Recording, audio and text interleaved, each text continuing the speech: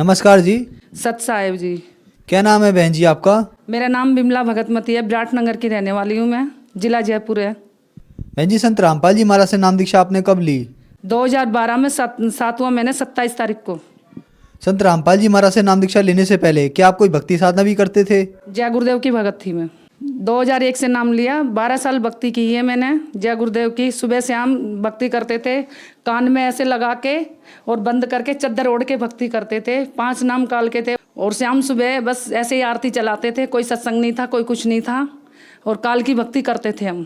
मेरे पति भी चल बसे थे, सऊदी अरब गए थे नौकरी करने और वहाँ पे ही मार दिया था किसी ने। तो मेरे को 4 महीने तक पता नहीं लगा था, कोई चीज़ का पता नहीं था। ऐसे कहते थे मेरे को मेरे जेठ भी कि क्या बोलते हैं कि वो तो अभी आईसीयू में है और ये गैस की उससे टैंकर फट गया है ड्यूटी पे और आईसीयू में कंपनी इलाज करवा रही है। मेरे को ये बताते थे, बता के, और मेरे को 4 महीने निकाल दिए और बहुत हानि हुई है। कभी लड़ाई झगड़े हो रहे हैं, कभी कर्ज में डूब रही हूँ मैं और कोई शांति नहीं हुई थी। गली मोहल्ले वाले सब लड़ाई झगड़ा करते थे, गाली गलौज बकते थे, डंडे ले लेके आते थे मारने के लिए।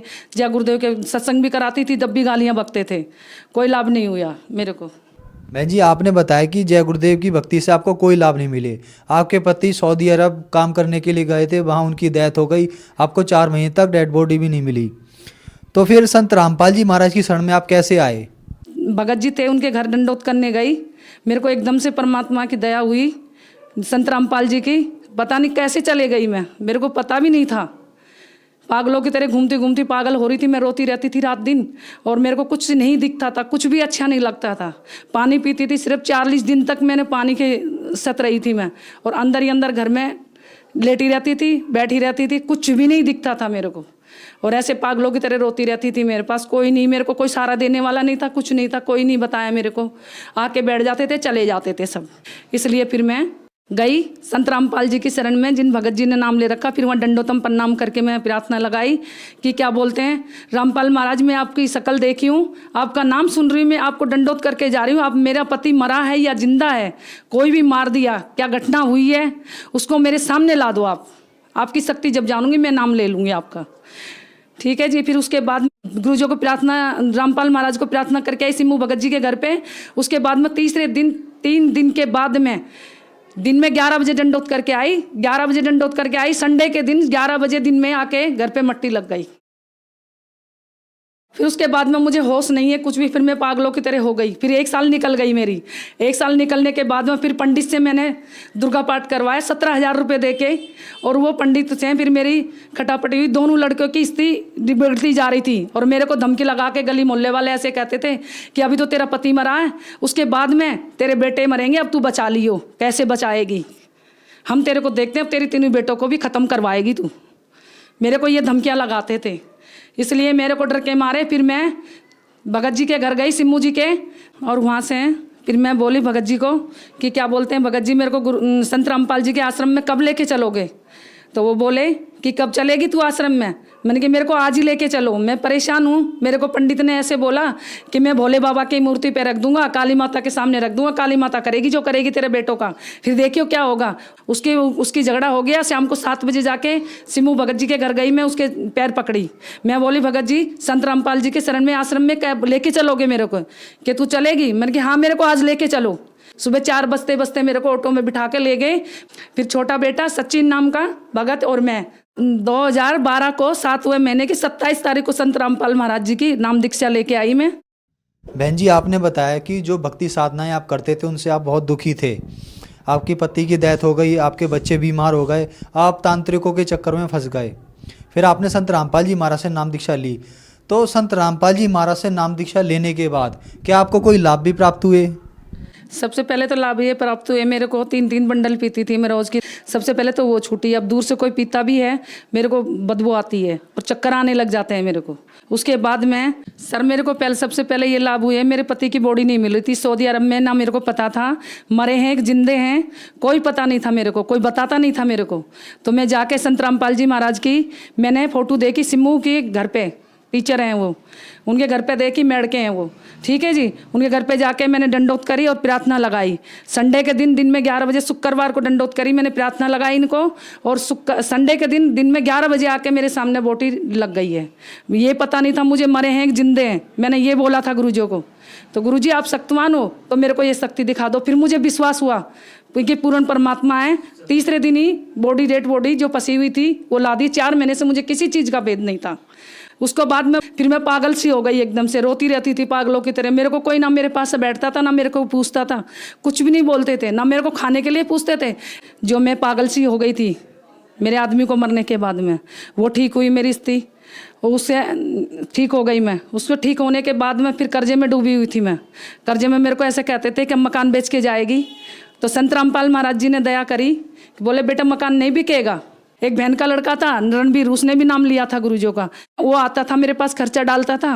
परमात्मा ने उसको शागिर्द बनाए थी, उसको पैसे परमात्मा की ऐसी दया हुई, धीरे धीरे मेहनत करके दोनों बेटों ने करी, मैंने करी मेहनत करके उसका कर्ज हमने उतार दिया।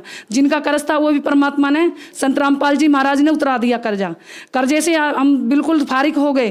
कर्जे से फारिग होने के बाद मैं गुरुजियों को बोली, गुरुजी झोपड़ी के प्लस्तर नहीं हो रहा है, गुरुजी मेरे पास तो पैसे भी नहीं है और 7,000 रुपये रखे हैं घर पे। गुरुजियों ने बोला रामपाल महाराज ने कि क्या बोलते हैं बेटा 7 लाख रुपए हैं, 7,000 रुपये नहीं है, जा झोपड़ी का काम चला दे। परमात्मा तेरी साथ हैं, गुरुजी तेरी साथ हैं और तेरी दया करेंगे। खाने को दाने भी नहीं थे, खाने के लिए भी मोहताज हो गई थी, काम धंधे सब छूट गए थे। और संत रामपाल जी महाराज ने ऐसी दया करी जो कि प्लस्तर भी हुआ, टाइल भी लगी और सारा काम हो गया, नीचे मार्बल हो गया। फिर ठेकेदार को सिखा के और अड़ोसी पड़ोसी उसको भेज दिए। फिर उसके बाद मेरे पास पैसे खत्म हो गए। फिर मैं गुरुजियों को बोली कि गुरुजी मेरे पास पैसे नहीं है, कि बेटा मालिक दया करेंगे सब आ जाएंगे पैसे, तेरा काम हो जाएगा। फिर एक भगत ने मेरे को 8,000 रुपये दिए, एक भगत ने मेरे को 15,000 रुपये दिए। परमात्मा ने ऐसी, गुरु महाराज जी ने ऐसी दया करी जो सारा काम संत रामपाल जी महाराज ने, और फिर देखते रह गए अड़ोसी पड़ोसी सब। जो ठेकेदार भाग के गया था वो भी देखता रह गया। वो सोचा था कि क्या बोलते हैं इसका काम नहीं होएगा, अब ये काम बीच में रह जाएगा। और मालिक ने ऐसी दया करी, संत रामपाल जी महाराज ने सारे काम करके दिखा दिया। उसके बाद में फिर लड़कों की काम धंधा सब लग गया, मालिक ने ऐसी दया करी। फिर कर्ज था बहन के लड़के का, वो भी दे दिया। फिर अड़ोसी पड़ोसी का कर्ज था, वो भी दे दिया। और उसके बाद में मथुरा गई थी मैं आर्टिफिशियल सामान लेने, पजेब तोड़ियाँ लेने और बिछुआ लेने, चूड़ियाँ लेने। तो चूड़ियाँ लेने के बाद में उस दिन 15 मार्च को मार्केट बंद थी, मुझे पता नहीं था, मथुरा में गई थी। बड़ा लड़का था मनोज नाम का, उसका मेरा बल्लमगढ़ में आके एक्सीडेंट हुआ शाम को 7 बजे। जब ही लड़के को ऐसे लिटा दिए, मेरे सर पे से चद्दर उतार दिए, सोल उतार कर उसको ढक दिए और अंगूठे दोनों बांध दिए लड़के के, जैसे संसारे में बांधते हैं। बांधने के बाद फिर मैं संत रामपाल जी महाराज से प्रार्थना लगाई, हे मालिक, मैं जय गुरुदेव की भक्ति से गई थी, पति को खो के गई थी मैं, पति खत्म हो गए थे, उसके बाद में आपकी भक्ति ली थी, ये होने वाला था, तो आप इसकी शादी क्यों की। फिर बहू ने फ़ोन मिलाया कि आप कहाँ पे हो। मैं बोली हम ठीक हैं, हम कहाँ पे नहीं हैं, तू घबराए मत। तो बहू बोली नहीं, कुछ ना कुछ बात हो गई है, मेरे को क्यों छुपा रहे हो मेरे से, मेरे वीडियो कॉलिंग पे बात करवाओ। जब मैं गुरुजियों को प्रार्थना लगाई झोली फसार के कि मालिक ये क्या होने होता, गुरुजी वहीं पे प्रकट हो गए, संत रामपाल जी महाराज। संत रामपाल जी महाराज प्रकट होके और लड़के को सोते हुए को आशीर्वाद दे के उठाए। फिर उसके बाद मेरे को आशीर्वाद दिया गुरुजियों ने। फिर लड़का बोला मम्मी तेरे कहाँ लगी है, मैं बोली बेटा मेरे कहीं नहीं लगी है। फिर लड़का बोला चल तो चल। फिर घर पे आ गए। घर पे आने के बाद में गुरुजियों का, संत रामपाल जी महाराज का इमृत जल दिया मैंने। इमृत जल देने के बाद में गुरुजियों को दंडोतम प्रणाम करके और इमृत जल दिया। फिर 5 बजे तक लड़का सोता रहा। 5 बजे के बाद में 6 बजते बजते फिर कहने लगा मम्मी मेरे दर्द हो रहा। फिर हम भी घबरा गए कि मालिक का इमृत जल दे दिया हमने, मालिक की दया हो गई संत रामपाल जी महाराज की। मगर एक बार हॉस्पिटल के अंदर ट्रीटमेंट इसका करवा लेते हैं। परमात्मा की ऐसी, संत रामपाल जी महाराज की ऐसी दया हुई जो वहाँ जाके डॉक्टर 1-1 मिनट में, 1-1 सेकंड में, 10-10 मिनट में डॉक्टर आ गए। सारा चेकअप हो गया, पूरी मशीन का चेकअप हो गया, मेरा भी हो गया, लड़के का भी हो गया, कुछ नहीं आया।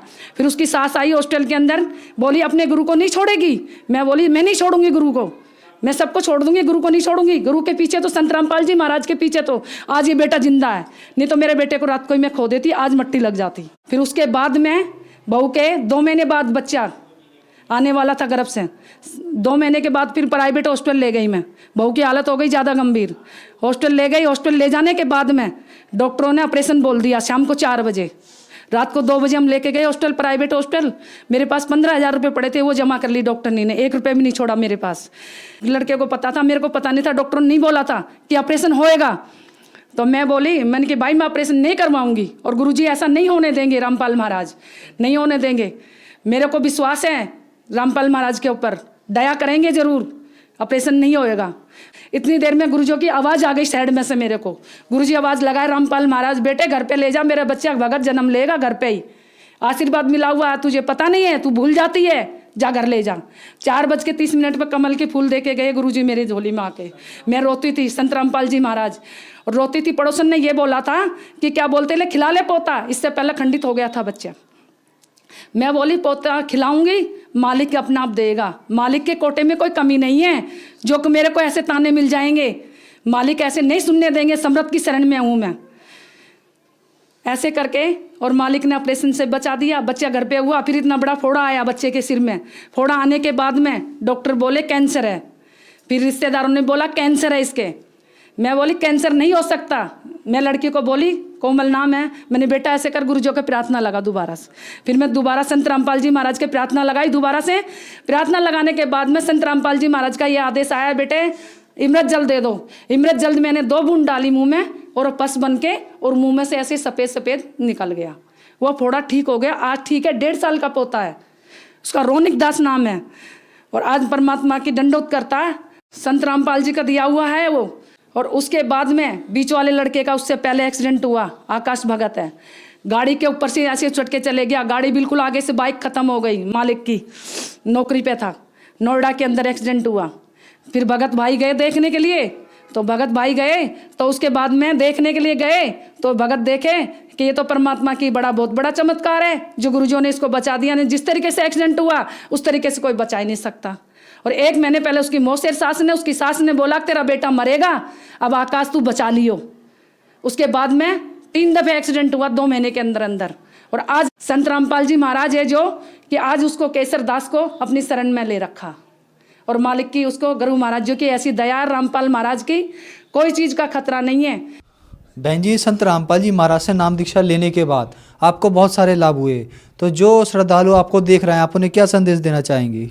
मैं उनको ये संदेश देना चाहूँगी, एक समृद्ध की शरण में पड़े रहो, काल जकोड़ा कितना ही मारे, पड़े रहो धनी के दरबार, कुछ नहीं कर सकता काल, और कोई कुछ नहीं बिगाड़ सकता, ना पड़ोसी बिगाड़ सकता, ना रिश्तेदार बिगाड़ सकता। सबसे बड़ी शक्ति संत रामपाल जी महाराज की मिली हुई है, कबीर साहब जी की हमारे को, इससे बड़ी कोई शक्ति नहीं है। भाई बहनों भक्ति में लगते रहो और भक्ति नहीं छोड़ना है और भक्ति करते रहना। बहन जी, संत रामपाल जी महाराज से नाम दीक्षा कैसे ले सकते हैं? संत रामपाल जी महाराज से दीक्षा से ले सकते हैं कि क्या बोलते हैं, टीवी पे आता 7:40 पे, और उस पर फ़ोन नंबर आते हैं, जहाँ के भी आप हो, जहाँ पे भी आपके आसपास के मिल जाएंगे नंबर, जब फ़ोन करोगे तो वहाँ से आप नामदान ले सकते हो। धन्यवाद बहन जी। सत साहिब जी।